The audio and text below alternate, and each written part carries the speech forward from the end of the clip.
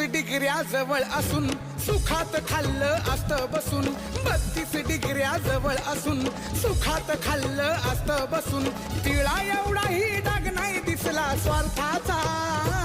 त्यात तिळा एवढाही डाग नाही दिसला स्वार्थाचा